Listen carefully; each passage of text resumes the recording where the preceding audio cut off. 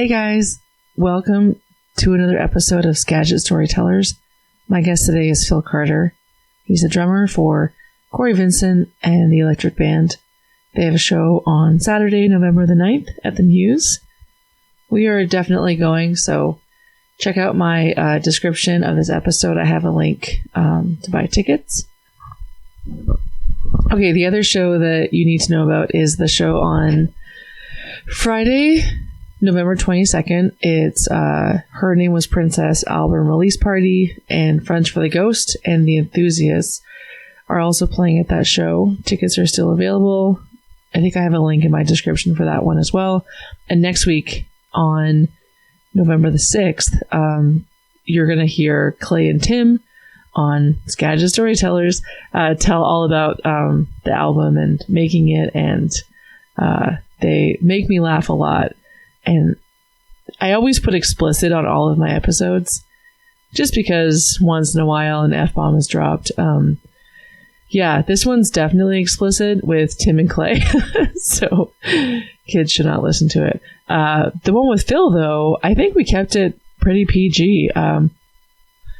Just want to say thank you to Steve Chambers for reigniting this idea of having Phil on the podcast. Phil and I had talked about it before and he agreed to it. And then the wedding, the move, everything sort of got sidetracked. And Steve reminded me that Phil would be an amazing guest. And he was. So thanks, Steve. Okay, so those two shows are happening in November. There's another show happening mid-November in Bellingham. It's an album release party for Nobody's Peach. And I don't know all the details yet, but I just know that Matinee Cook from Nobody's Peach is going to be on here. She's going to come over this weekend. We're going to record, so I'll make sure to let you guys know more about that when I do.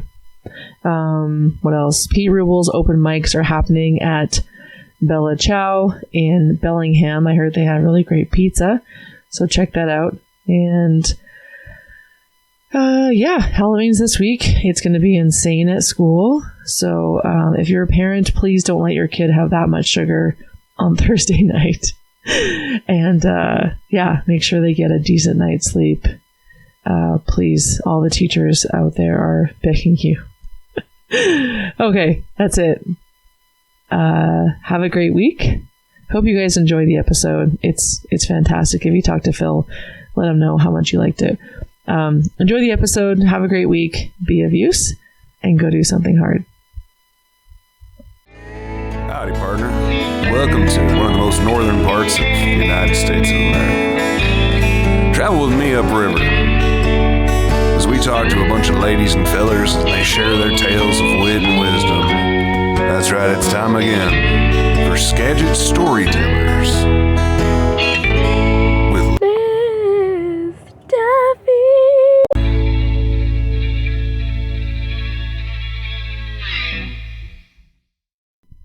It's not even on. All right. Oh, shoot. Man, Steve Chambers just missed that. We just talked about how amazing Steve is. Yeah. But really, I feel like I do talk about Steve a lot. Just because, obviously, like, the musicians in the Valley are the reason for the scene, but someone like Steve in your scene. We would like someone to archive everything and, go to all of our shows and buy all the merch. Be awesome and kind and buy all the merch and promote us. Just because. Who can do that? Like, that's a crazy, like, job description. Like, we were just talking about jobs, but that's what Steve does. I love Steve. Yeah. When did you first meet Steve? Just recently since meeting Corey, I've met so many cool people. You've just met Corey? Maybe it's been a couple years. Oh, I thought you guys have been friends, like, your whole life. No. Oh, okay. Yeah. All right. Well, I guess let's start at the beginning. How did you end up in a basement in a recording studio in Cedar Woolley? Where'd you start? Where did I start? Oh, jeez. Where were you born? I was born in Manitoba, Canada. No, you weren't. You're a Canadian? Totally, eh? Are you joking? No, I'm not even joking. I feel like someone put you up to this. Full on Canadian. You're from Canada? Yeah. My whole family still lives there. You know I'm Canadian, right? I didn't know that. Oh, yeah. Okay, so when did you leave? It was probably 78. You were... Very young. Okay. It would have been like 6. Okay. My dad was killed in a car accident, and my mom had a real hard time with that, so we moved across the country to Kamloops, BC. And then my mom met my stepdad, who moved us down here in 79 or 8, early 80, something like that. Is he American? Yeah, he was. Oh, okay. Yeah. So he was just up there. I guess. Yeah. Didn't ever like the man. Okay. Oh, he's the one that made you pack. He's the one that made me do everything I didn't want to do. And then some. Yeah. And then so you guys moved down to Washington? We moved to Sumas, where we lived I went to Nooksack High School, grade school, the whole bit. And then finally got out of there when I was 16, when I joined my first band in Bellingham. What was the name of your band? It was Uncle Salty. I love hearing the names of bands when people were teenagers. Yeah. Uncle Salty, okay. Yeah. One of Spencer's first bands was Salt Marsh Caterpillars. Oh, good one. Yeah. I actually made merch for them once. Yeah. So you pretty much stayed in the area then, from then on? Yeah. I mean, I've lived in Bellingham since then. Yeah. Yeah. Met my wife shortly after that. Oh, we're going to get to your wife. Oh, okay. I've been asking around, and the only 99 amazing things about Phil, but one person said major flaw. He's got a major flaw. I said, what? He just loves his wife way too much. Their relationship is too great. I said, I'll bring that up. Yeah, she's a good one. How did you meet her? Is it Tammy? Yeah. Yeah. We met in high school, but she was 2 years older than me, so it never really could happen in high school. Oh, no. You'd be thrown out of high school for sure. Yeah. 2-year difference. Yeah. So, and she moved away. And then we met again when I guess I was 18. Maybe I just turned 19 or something like that. At Toad Lake after work. You know, I came down the hill surfing on the van, the top of the van, and I saw this blonde girl on the end of the dock, and I was like, I'm going to talk to her. Oh, you didn't know it was her? I didn't know it was her at the time. Wow. So, you know, I walked out to the end of the dock, and I was like, hey, how you doing? And she turned around, and it was her. I was like, oh, shit, haven't seen you in forever.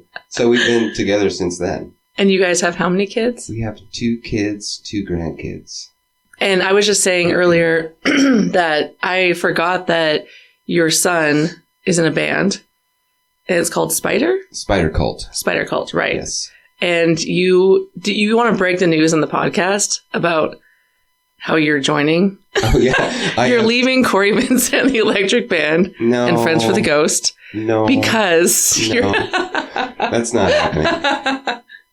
But I've always wanted to play music with him, and he's super talented. But he was always like, I don't need a drummer. Because, you know, he does that acoustic slap it bass craziness.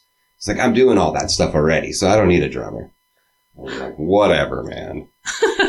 So a few weeks ago, he came to an Electric Band show, and he was just like, holy shit, Dad, you rock. He had never seen you?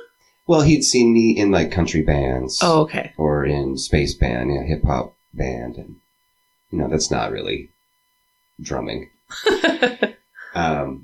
And then he was like, will you join my band? And I was like, yeah, I'll do that. Aww. So we've done 2 shows, and they've both been fun. Yeah. So. Is it weird when you're like, is there some kind of like weird back and forth, weird pull of authority where maybe you think you should play a certain beat, but he's telling you to do something else, and you're like, well, you're the one, you're the band leader. Well, that's been ingrained into my being, you know, because I'm a support regardless guy. of if he's your son or not, you know, yeah. I mean, that's just what you do as a support guy. You kind of play what is needed or what the artist wants, and so. But then there's that overlying layer of you're his dad.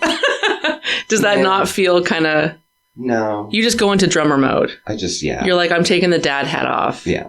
Drummer hat. He's a talented guy, and he writes cool songs, and, you know, he's given me freedom. You know, I want to stay out of the way of what he's doing and not ruin it. So maybe he'll keep me around. not fire you. Yeah. That'll be awkward. That would Dad, be we have to awkward. talk. Thanksgiving would be really tough. So you worked in construction since you were 18? It was sink or swim. Yeah. A job. Yeah. So I got a job sweeping floors, and picking up trash, and just watched and learned and worked my way through the process to ultimately be running projects. But you were saying at one point you quit I did. to try to sort of make it in music because you wanted to play the drums more? Yeah. So I just didn't want to have any regrets of not trying hard enough. So I quit that job after 23 years and just went off the deep end. It's like, okay, I'm just going to go for this and see what happens. And the first little while was pretty rough. But then you start gigging and meeting people, and one thing leads to another. And then, some key bands fell into my life, like the Marlon James Band and Space Band, which are both cover bands that work a lot. So between those two bands and filling in for pretty much every band in Washington, I was able to make an income. And I mean, it was, I don't want to say it was hard. It's challenging because you have to look for the gig, book the gig, do the gig, and then immediately start all over. So it's this never ending process of booking and playing and booking and playing to fill your calendar 4 nights a week, 5 nights a week. Well, and also, what does Tammy do for work? She works at the hospital. She's a care manager. Is her schedule like a 9 to 5? Pretty much 8 to 4:30. Yeah. I could see that would be one of the challenging things about, you drumming is you just said you're trying to fill your nights, right? Mm-hmm. So bye, Tammy. Maybe I'll see you in the morning when I get home and you go to work. I mean, even when I was working full time, I was still playing every weekend or, at least 3 times a week. Yeah. And going on tour. She dealt with it really good, especially when the kids were young. And I'd be like, see you later. I'm leaving for a month. Yeah. Looking back on it, that was probably pretty hard for her. Yeah. But I was going to say are both of your kids musicians? No, just Jalen. Yeah. Allison, not so much. No. Just didn't get the bug. Yet. How old is she? She's 30. Okay. Never know. Could happen. Unlikely, but it might. When you were saying that you were playing in cover bands, I always joke about Wagon Wheel. How... Oh, I hate that song. Yeah. I hate that covers sometimes get the biggest reaction. When I was talking to Trevor about this, Trevor Lance, I said, but what would be kind of cool? Like, what if like this up and coming band from Mount Vernon, Surreal, they're really good. What if they played a Lazy Acre song? Like, what if they covered one of your songs? Actually, that'd be kind of cool, That'd be really cool. And so we were talking about how Leonard Skinner, they were a Lazy Acres once. And so, maybe it's not so bad. And then last night, Spencer and I went to Pigs on the Wing, the Pink Floyd cover band. Okay.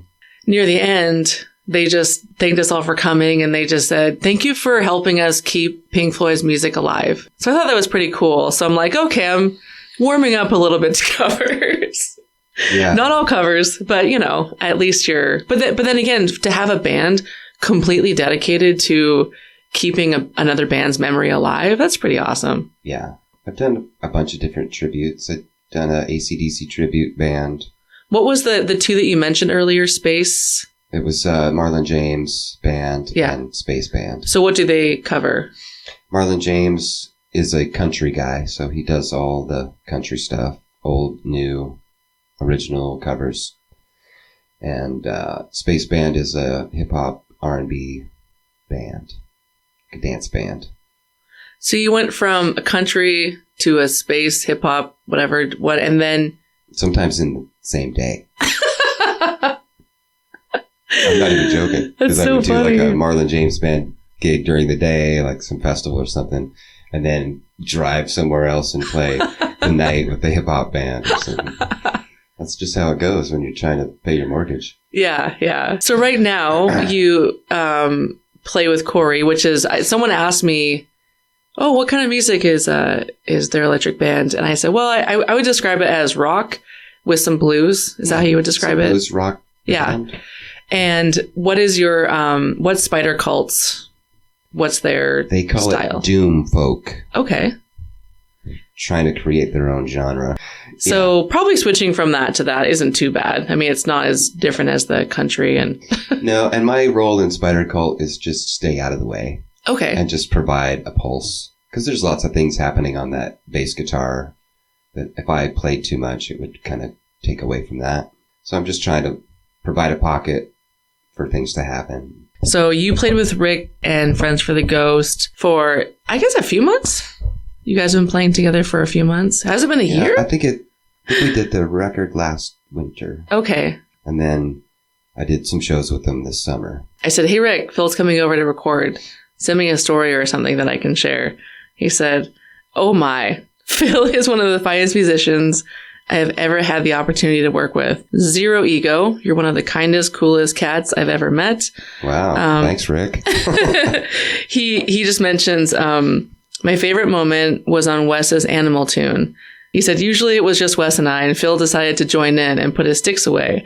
And he played his drums with his hands, which gave the tune such a cool, incredible feel. Just spontaneous. Anyway, he's simply the best. So I love that idea. You were just sitting there. Well, it was at a gig. I think Where it was were like you guys? a Tulip Festival thing in Mount Vernon. And that song came up on the set. And it just happened. It just started. And I was like, am I doing this right? No one's looking back to stop me. And so I kept going, and it turned out pretty cool. So that's what I do for that song now. Yeah, because I had struggled with, what do you do with a song like that? And I don't want to do the same thing I've done in the last 4 songs, so you got to come up with something, right? Well, now that I'm married to a drummer, I do know there are different styles of sticks. Mm-hmm. I just thought you just buy drumsticks, and Spencer's like, no. There's different wood and weight and thickness, but then there's also those brushes. Yeah. And then there's the lightning rods. Yeah.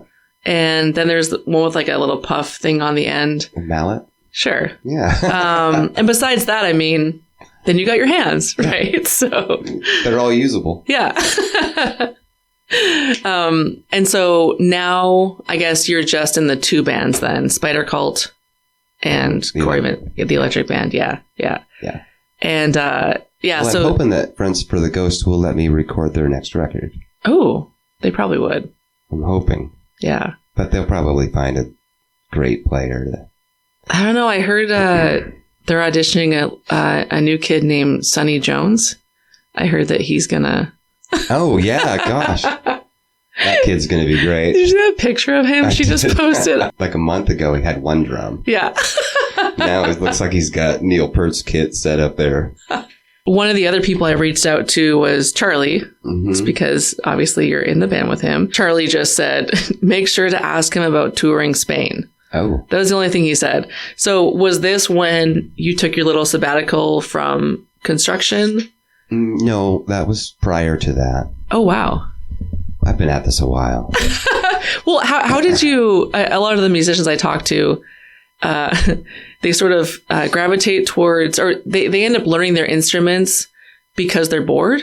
Pete Rubel was just on, and he said he was grounded a lot when he was a teenager. Yeah. So he would just be in his room playing guitar. So I guess how did you learn how to play the drums? Like, what was your kind of drive? Or? Well, I think it was when my older brother brought home Kiss Alive in I think it was 75 or 6 or something like that. And I heard it, and I was just like, holy cow. And that's got that drum solo on there. And I must have listened to that thing every day of my life forever.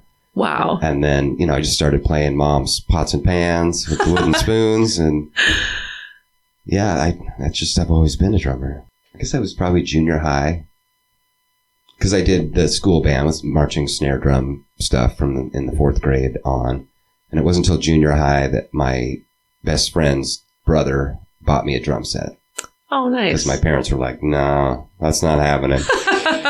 So, yeah. And so then I played that drum set forever in the loft of the barn for the cows. Yeah. How many cows? Oh, it was the neighbor's farm, so they had hundreds of cows. Oh, okay, like a dairy farm type thing. Yeah. Oh my gosh! So you had your drum set in the hayloft above the milking parlor. Yeah, because my parents didn't want it at my house. Yeah. They're like, you got to take that somewhere else. And I was working at that farm in those days when I was a kid. What did you do for the farm? Oh, just clean stalls and milk cows and feed them. We used to have animals, and basically, like, we found out quickly that farming is mostly just shoveling poop and fixing fences. That's it. Yeah. Yeah. My family back in Manitoba was all farmers. So I saw how hard they worked. My grandpa was just outstanding at everything he ever did. Was it a dairy farm as well? No, it was more like a wheat farming, and I guess they had a whole bunch of pigs and some cows and chickens. I think most of that was for themselves, the family, but they are wheat farmers because that's what you do in the prairie. All of my tattoos are song lyrics. Okay. And this one, no one's interested in something you didn't do. Oh, Tragically Hip. You know that? Shit. Oh, okay. It's one of my favorite bands of all time. We're going to just take a quick U-turn here and just talk. No, actually, growing up, so I was in high school, 94-ish to 98. And when you were in high school, you were either a Tragically Hip fan or an Our Lady Peace fan. You couldn't be both? No. And most of my friends were Hip fans. I just didn't like them. I loved Our Lady Peace. Okay. I'm shocked I don't have any Our Lady Peace lyrics. But I grew to appreciate them more when I got a bit older. And I don't know, something about living here, it's like I appreciate them even more now. Yeah. I first heard the Hip in probably 89 when they came out with New Orleans is Sinking. Can you guys please cover that song? Wouldn't that be incredible? It would be, wouldn't it? They have so many good. No, nobody wants to. We'll never get another gig. They have so many good songs. I just love everything they've ever done. I have a tattoo. What is that? It's a lightning bolt. For Corey? No. Just kidding. Oddly enough, when I was a kid, 12 or 13 or whatever, all of us did these tattoos with our homemade little tattoo gun. Oh. So we made this tattoo gun and all gave ourselves the same tattoo. Oh. So there's a whole bunch of kids out there with the same. How many people? There's probably 5 of us. Oh, that's awesome. Yeah. Yeah. I had to redo it a few years after that. But is that your only tattoo? Yeah. So what if, like, right now, gun to your head, you had to get a tattoo? Oh, Jesus. What would you get? I don't even know. Do you think you'd get, like I was mentioning, all my tattoos are lyrics. Do you think, like, if you had to get a lyric tattooed, what would you get? Does anything kind of stand out? No. Actually, that was my other question, because you're a drummer. I just wonder, because Spencer's like, I don't listen to any words. Like, he just listens to the beat. So I'm curious if that's a drummer thing. I think it might be. Yeah. I mean, it's not like I don't listen to the words, but they're kind of secondary for me. Yeah. Sorry, Corey. Could you get some kind of drum beat? Get the intro to YYZ tattooed on my back or something. Or that Kiss Alive song that you're talking about. I don't know if I have enough back for that. Back tattoos are so funny to me. Like, you can't see it at all, ever, you know? Yeah, why would you do that? If I had to get a tattoo, it would be something for my family. Something like that. So how many years did you play the drums in the barn above the cows? Oh, probably 2 or 3 years. Yeah. And then where did the drums move after that? To my friend's house for my first band. Oh, nice. Yeah. Yeah. It's like all the high school buddies started this band and we learned AC/DC songs. We would practice at my friend Robbie Sace's house, who lived with his older brother, who's the guy that bought me the drum set. Oh, that's so sweet. And he worked like a swing shift driving truck or something. So it wasn't hugely inconvenient? No. Yeah. He was never there. We lived in the sticks. There was no neighbors. Perfect. So we would just set up in the living room, rock out, and then take everything down before he got home. Nice. So, yeah. It was good times. We had a lot of fun. We learned like 4 songs, and we would play those songs for hours. What 4 songs? It was like A Long Way to the Top, If You Want to Rock and Roll, AC/DC, and there's like some Metallica in there. I guess I don't remember all 4 songs. Just over and over. Yeah. Yeah. Because we only learned 4, so that's all. We never did a show or anything. Just, yeah. I think Spencer said the first song he learned was Communication Breakdown. Okay. Led Zeppelin. And him and his brother. Like my first song. Him and his brother just nonstop, just for hours, the same song over and over again. Yeah, that's a little more complicated than Long Way to the Top of Rock and Roll. Jeez. I think, Overachiever. how did he get into music and have that drive to sit down and play it and learn his instrument? Well, when he was young, I got in bass lessons with a bass player that I was playing with at the time. And he took some lessons. And then one day he was just like, I'm only really doing that because I think you want me to. Oh. And I was just like, okay, well, that's over. No more lessons. And then he just kind of went in his room for a couple of years and came out playing Chili Peppers songs. And oh, wow. So he was still playing. Yeah. But he just wanted to do it his own way and learn on his own. And like, whatever. And now he's a musician. He's definitely got the bug. So. Yeah. I thought he was never going to be. Look at him now. Yeah. How did you end up touring? Well, specifically, Charlie brought up Spain. But where else have you toured? I've done the States a couple of times. Canada, Virgin Islands, the UK, Spain, Portugal. That's about it. That's it. Only those places. Yeah. You obviously know musicians who have toured a lot more than that. Oh, yeah. So you're like, oh, no, this is nothing. Yeah. But to a Skagit Valley musician who's never toured, that's pretty amazing. Yeah. Well, I mean, going to Spain was amazing because we had a record label there and tour support. So the shows were really good. And what band was this? A band called the DTs. Okay. What did they play? We called it Hard Soul. So it's kind of garage rock soul. Yeah. Anyway, so that record label at GP Records picked up our first record and brought us over. And we did a couple weeks. And on our way home, they were like, so we want our own record. So an exclusive record. So we did a covers record of all old school soul songs done rock and roll style, garage rock.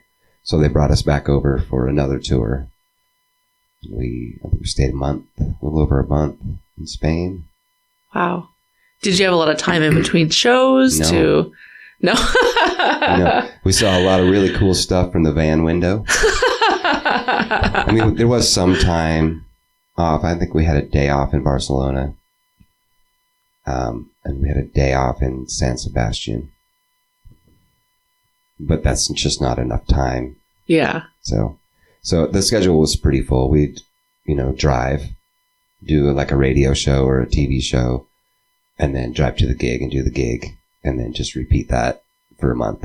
How are the crowds in Spain different from the crowds here? It seemed like way more engaged, and, I just love their American rock and roll. Yeah. Whether they know the band or not, the American rock band, they're going. Because you were kind of like a novelty over there. They didn't really have a lot of American rock bands coming over. I think they do. Okay. But I think the experience was, whole communities go out to these gigs. We did this one gig in this little village just outside of Barcelona. And it had like that oldest church in the world or some crazy thing. And this church was literally carved into the side of this mountain. Wow. And there's these medieval caves up above it. So we played at this thing and the whole village came and brought us paella and just celebrated the whole thing. And they all stayed for the show. And it was, from the babies to the guy with the walker. Wow. It was pretty incredible. Yeah, that's a community event. Yeah. And what a cool place. And we played in this, it was a cave church. And it had a bar. I mean, the Spanish people know what's going on. And then the village is, down in the valley. And then there's these 3 mountains that surround the village. And you look over to the top of the other mountain, and there's like an old Templar castle ruin there. And there's another one on the top of the other mountain. It's just like, I love that stuff so much. So I was just like daydreaming the whole time. Yeah. Have you and Tammy traveled a lot? I have not been able to take Tammy with me. So hopefully this electric band thing works out. Yeah. And we can get picked up. And now that we don't have kids, she can come along and, But I mean, in terms of like so let's say a vacation. Like, do you guys... very many vacations. Oh, you don't? No. Okay, well, same question like the tattoo question. Gun to your head. You can go somewhere, anywhere you want. It's paid for. Where do you guys go? Like, is there a place that you guys are thinking about, talking about? Like, for this anniversary, let's go here, or... We haven't really talked about... I mean, we've talked about going back to Europe because I love it there. Yeah. I'm not sure that she would love it as much as me. Yeah. But she might. Because you like the history of... I do. Yeah. Just love that kind of stuff. I guess she would probably like the Virgin Islands, Beaches, relaxing. Beaches. Yeah. Tropical fish. Yeah. Yeah. Scuba diving. Yeah. You said that you toured with that band in Spain. Mm-hmm. Where else did you tour in Europe? And was it with that band or a different band? With that band, we did Spain and Portugal twice. We did the UK, England, and Scotland with that band. I did a couple times across the States with that band. Some Canadian stuff with that band. I did a US tour about a month and a half with a band called Watts. That had the same guitar player as the DTs. And, yeah. Shane talked about going to a gig and it was pretty bad. They ended up not paying them and they barely got home. Yeah. Did you guys have any experiences like that? Oh, yeah. Really? Jeez. Was it was it worse in America or Europe? I guess, the DTs or Watts never had that issue because we were always with a label or booking agent or something that they knew what they were doing. But in the early days, all the time. You drive to Montana to do a gig. And that's where they went, was Montana. You play at Jay's upstairs and you do the gig for 4 people and then you get nothing at the end of the night except for a bar tab. Yeah. It's like, great, we just spent a lot of money to come and play for you 4 people. You got to do those things, right? We were driving to, was it Chicago or something in the middle of winter?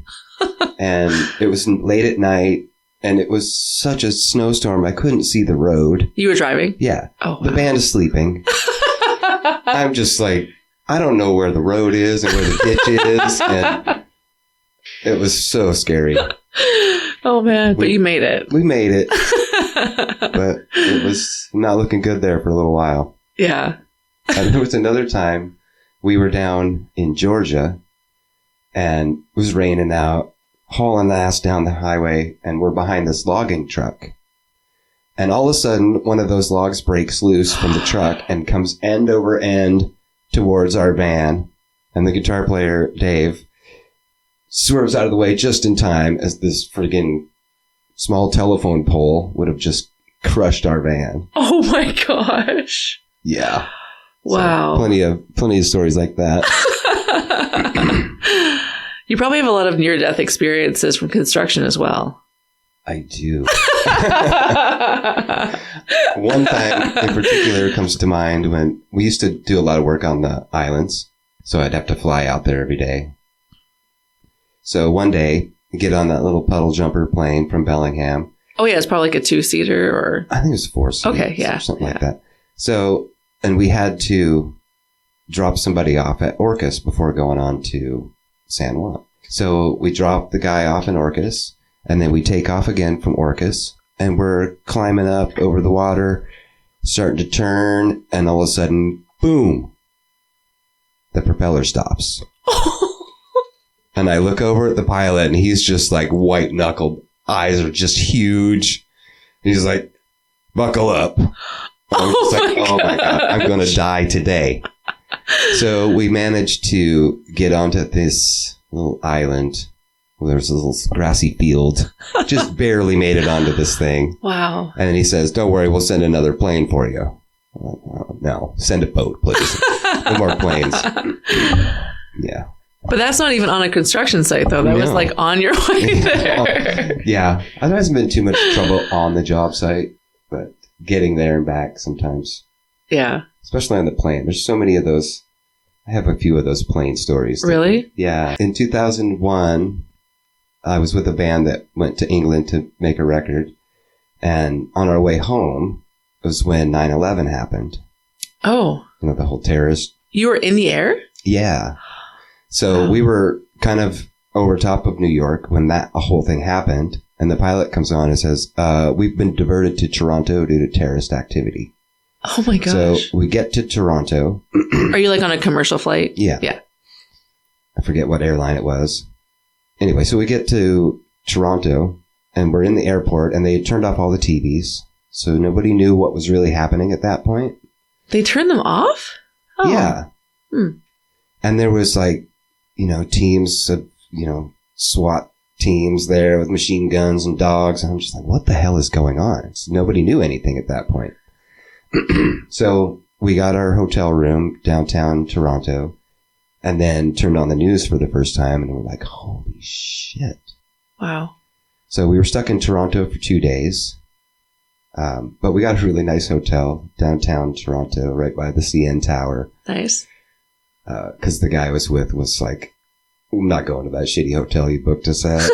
We're going to go to the swanky one. And I was like, you're paying, I'm going. Yeah. So we hung out there for a couple of days and saw the filming of a rap video at this little bar across the street. Anyway. And then so we finally got out of there and got stuck in Chicago for 2 days. Just because there wasn't any planes going, right? Yeah. So when we taxied into the Chicago airport and we got off of the plane, each one of us had our own little personal escort or whatever that took us into the terminal. And we walk into the terminal and it's like firefighters and cops and all the airport employees, and they're just chanting USA and flying their flags. Wow. It's like, wow, this is like a Rocky movie, right? The band I was with recorded the whole thing, ended up selling it to the Chicago News. Yeah.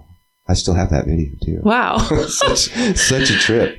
And then when did you eventually make it home? 2 days after that. So we were stuck in Chicago for 2 more days. Okay. Yeah. Wow. But you were able to probably talk to Tammy and let her know what's going. Yeah. Yeah.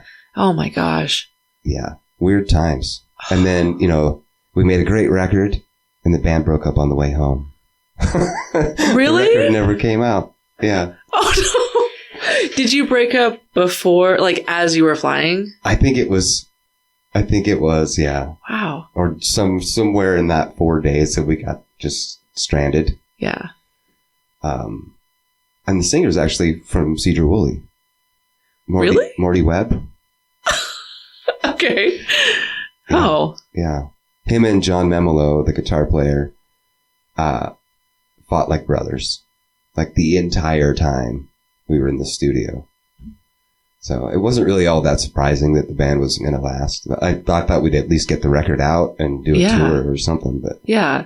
Yeah, you think you go to all that trouble to record a record in, Europe. And then, yeah. I wonder, do you know if he's still here?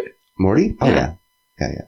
I just, the combination of personalities wasn't the greatest. Well, you've been in, have you ever counted how many bands you've played in? No. It's got to be 50? 40?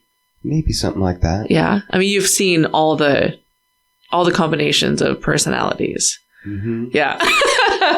Yeah. That's why I'm usually just quiet and keep to myself. How did you end up playing with Corey? Because Charlie and I had done some remote recording. When Charlie was in California?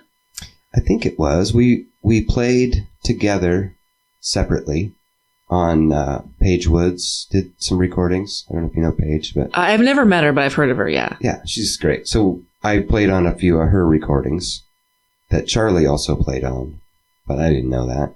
And then a couple years ago, Paige asked me to do a gig with her. So I did the gig, and Charlie was on the gig. And we got to talking, and then realized that we played together on a bunch of different things and didn't even know it. That's great. And then he was like, I got this friend. We should try to get together and do a power trio. And I was like, hell yeah, let's do it. Nice. And so maybe it was a week or two after that, we got together at my place and we played music, and it was like, holy shit, we're a band. It just felt so good and so natural. And we sounded like a band from the first beat. And that doesn't happen very often. So it was just kind of a magical moment. And yeah, there we go. The show coming up on November 9th, it's not an album release, but your album did just come out. It did. In August, I think it was. I just got it like 2 weeks ago, or maybe a week ago. You're late to the game. I know. But this is a live recording. It will be, yes. So how did that come about? Like, have you guys always talked about doing a live recording? Well, we've been doing, like, we always record our shows. Our friend Kevin Crick is way into that stuff. So we just say, dude, if you want to do it, go ahead and do it. Yeah. So he does. Yeah. So we've been recording them and realized that, hey, we're kind of a tight band. So why don't we do it for real and get some good cameras and, do this thing. And so that's what we're going to do on the 9th. At the Muse. Yeah. When I first started doing shows, I was young and had to wait outside. Oh, like you weren't 21 yet? So you could still play? But only, you go in, you set up, you leave. Oh. You come back when your set starts. Oh, I didn't know that. Yeah. Oh. So when I first started gigging when I was 15, in Canada was my first gig, actually. Really? Where? In Abbotsford at a place called Sharky's Cabaret. And I think I was 15 or something like that. And we were doing this open mic thing. So we had like a 4-song set that we could do. So we go up there and I'm waiting in the broom closet. Yeah. Because I can't legally be in there. So, they come and get me from the broom closet and we play the 4 songs really fast. And I got to go outside. And that was my life for a lot of years. Then you turned 21 and you could come out of the closet. Right. Yeah. Well, sometimes it was waiting in the alley. Like we do all these shows in Seattle. And my band was all 21 and older. You were always the young one. Always. Well, not anymore. Now I'm the oldest one now, consistently. But back then I was always the youngest. So yeah. I'd have to wait in the alley and they'd come and get me. And some of those here's your soda. Kind of sketchy. Yeah, you're like, you shouldn't leave me out here. This is actually very unsafe. It's legal, but it's unsafe. Yeah. Yeah. It was better in the 90s than it is now. Seattle? Yeah. Yeah. I don't go down there too often. But, some of those sticky floor bars are not the greatest neighborhoods. Do you go to a lot of live shows? I don't. No. Are there some big arena shows or concerts that you went to when you were younger that stand out? Like, what was your first big show? My first big show, I guess, was probably maybe Monsters of Rock in 88 or something like that. Where was that at? The Tacoma Dome. Oh, okay. It was Metallica and Scorpions, and it was 5 or 6 of those bands, huge bands. Oh, wow. When you were a teenager? Yeah. Yeah. Nice. Yeah. And I just went and saw Judas Priest with my son a couple weeks ago. Oh, how was that? So freaking good. Yeah? Yeah. I'm not sure he was hip, but he knows that I am. Yeah. So he got some tickets and he's like, Dad, let's go. Oh, that's so sweet. But I think he's a fan now. Yeah. Because they were just so good and so tight. And they've been doing it for 50 years. What is the biggest rush? Is it the moment before you start playing? That rush of like, okay, let's see how this is going to go. Or is it like while you're playing? Or is it like just that routine of setting up and tearing down? Like, I'm just curious, what is it? I think it's been different things throughout my life. You know, for the longest time, it was the excitement leading up to it. And now it's more the excitement of actually doing it. Yeah. You know, not the lead up to it and the setup is the actual gig from the downbeat on. That's great. Yeah. And yeah, the more I've been in the music scene, the more I just see all the work that you and Spencer and Sonny and Trevor and Andy do. Like, oh my gosh, poor drummers. You guys have so much stuff. Well, I've scaled it way down. Have you? Yeah. It was when I first started, I had a huge drum set. Like how many cymbals? Oh, just too many. Too many, yeah. And then I started gigging. And then it was... It's crazy how quickly it went from a huge drum set to a small drum set, you know. Yeah. Like a couple of 2 or 3 times of packing all that stuff around. You're like, I don't need this. Maybe I'll leave that home this time. I don't need that. Spencer's had me watch a few videos. I forget the guy's name, but he's the drummer from Tool. Danny Carey. Oh my gosh. Like. Yeah. If I had somebody to set it all up for me and take it all down, I would be doing that. Haven't really had that luxury too many times. Well, it's funny because I think we were at Cats or something and we were trying to help Spencer, take stuff out. And he's like, I got it. Because there's a certain way. There is, yeah. And it's like, don't you dare drop anything. And okay, I'll just carry like one thing and then everything else. And then obviously putting it back too.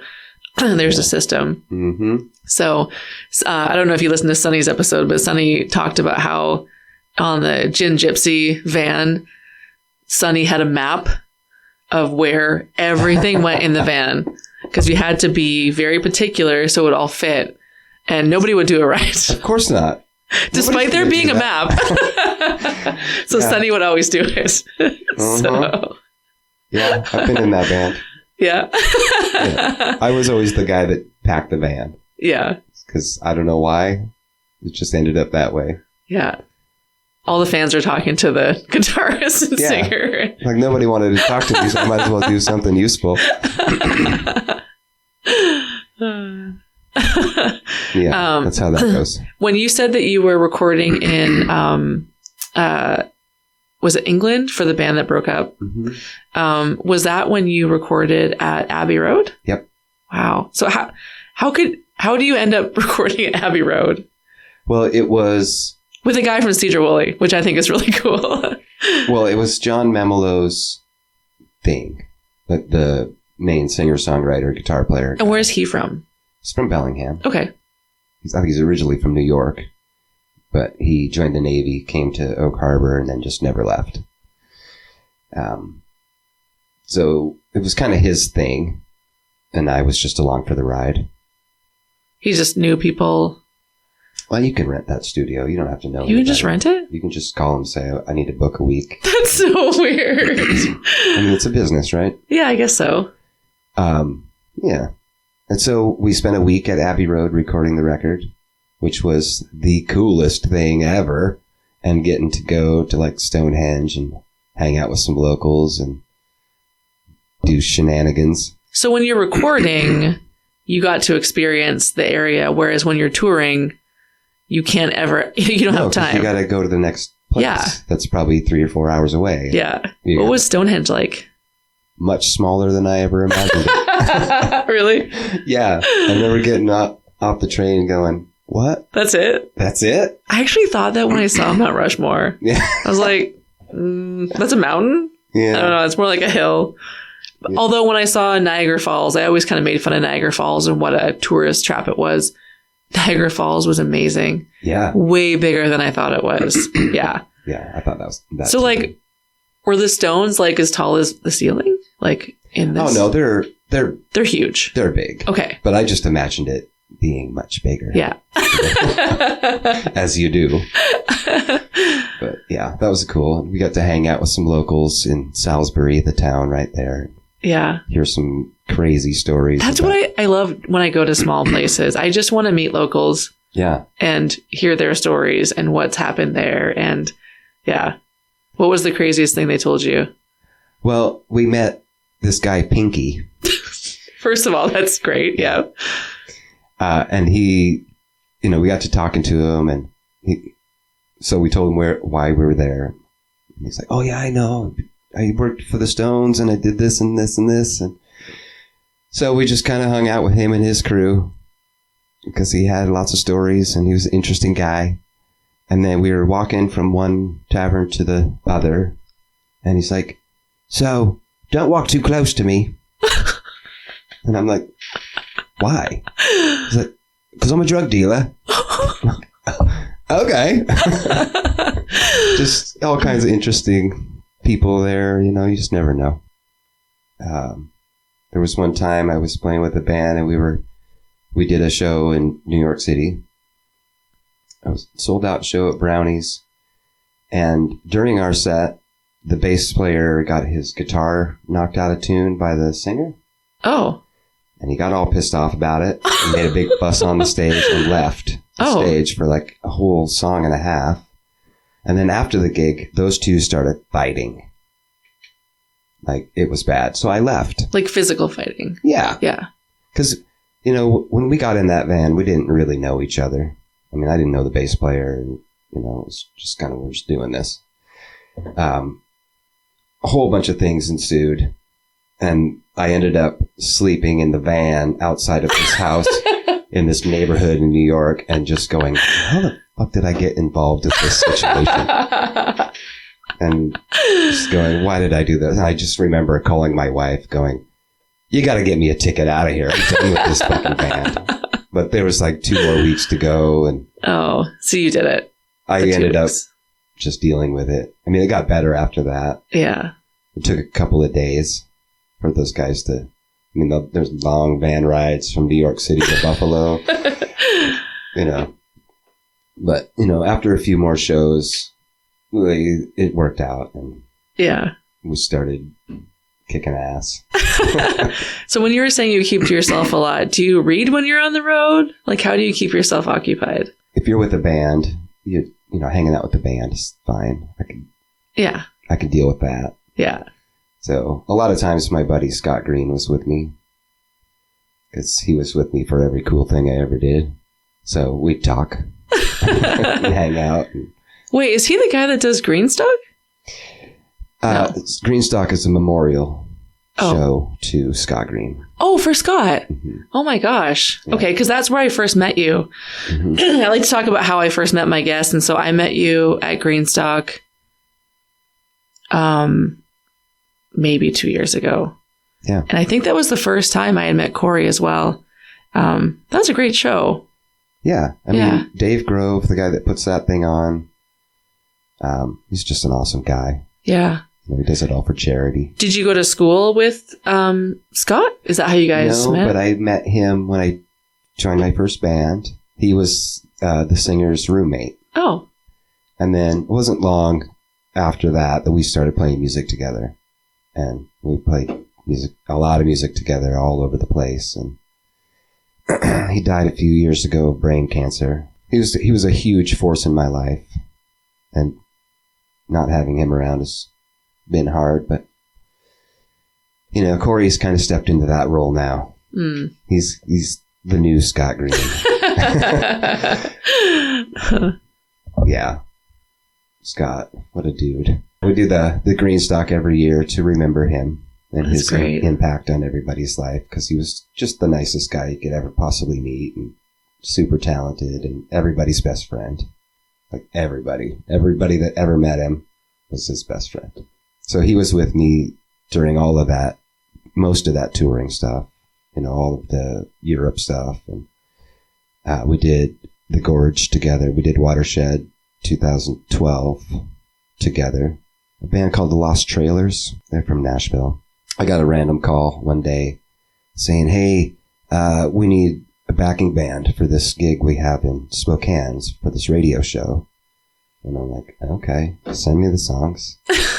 So they sent me the songs, and I brought a bass player friend of mine, and we did that show at this casino or whatever it was. And the band was like, great, we found our Washington band. We'll call you again. So they called me again later that year. And they're like, hey, we got this gig at the Gorge. You want to play it? And I'm like, yeah. Yeah.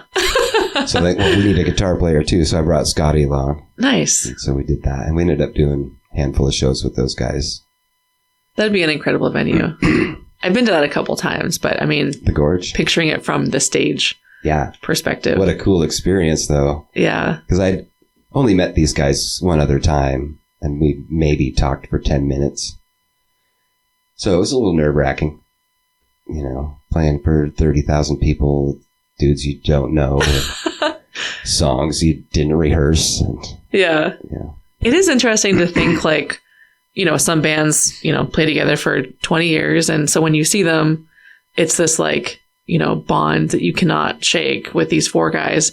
And then some bands are, they met, they've only talked virtually, and they met the drummer that day at the gig. Yeah, but no one notices. Like there's no... I hope nobody noticed. I've done a lot of those gigs though, where you roll up and you meet the band and then you play the set. Yeah. They're like, oh, we want to introduce the drummer. What's your name again? Yeah. But, that's what you're a fill-in drummer. You just got to be ready for that. Yeah. And I did fill-in Phil for... I was just going to say, you said fill-in drummer. Yeah. It worked. Yeah, I had business cards and everything. Really? Oh, yeah. Don't cancel. Call me. I know Trevor's like little label is I'm the world's okayest drummer. Yeah. And you're a fill-in. I'll have to get Spencer to think of something. I learned a lot from that process though, and how to just get into a situation and be okay. Yeah. Because the first few times were super nerve-wracking. It's like almost to the point of panic attack. Wow. And then once you do it a few times, and you realize it's not that big a deal. As long as you know the songs, right? Yeah. But those kind of gigs, it's usually cover songs. Yeah. Because their drummer got sick or whatever, right? Yeah. So you have to... And thankfully, I know a lot of cover songs. So it was pretty easy for me to just drop into situations.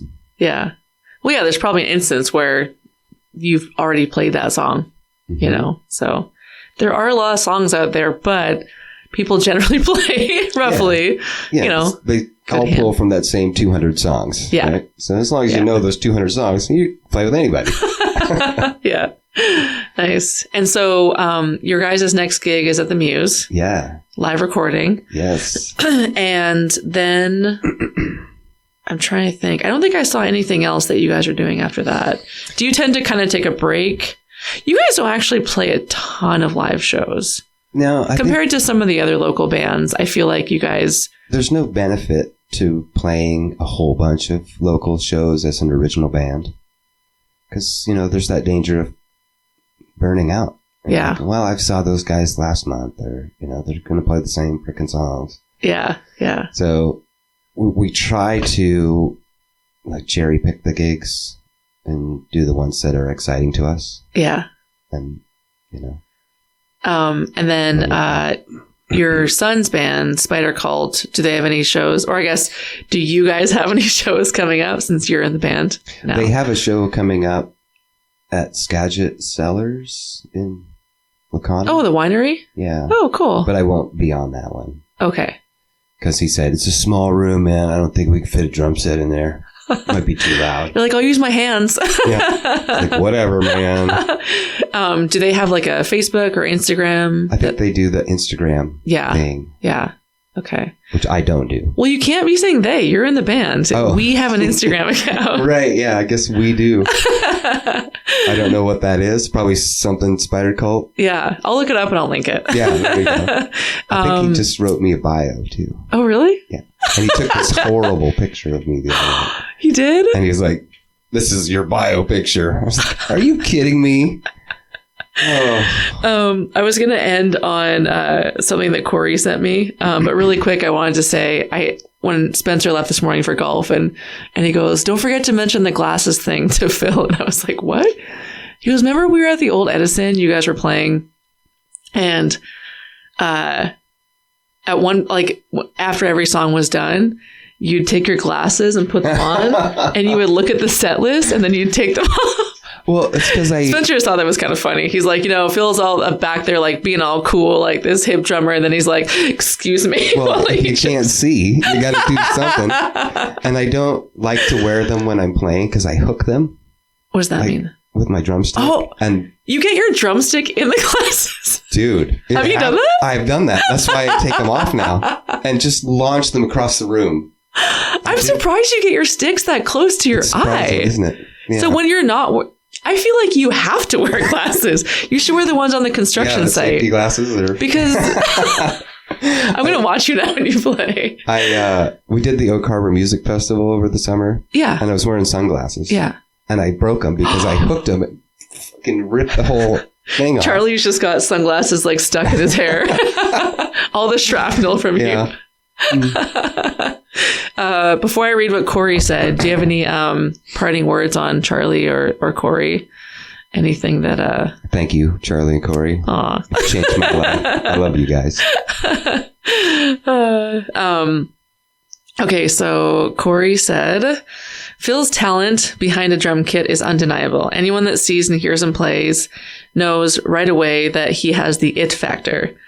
The more important and impressive factor for me, though, is the energy and vibe he brings to a room. I've never, ever felt more comfortable on stage than I do with Phil." Aww. That's so sweet. I'm going to cry. "His attitude is the best." This is so hard to read.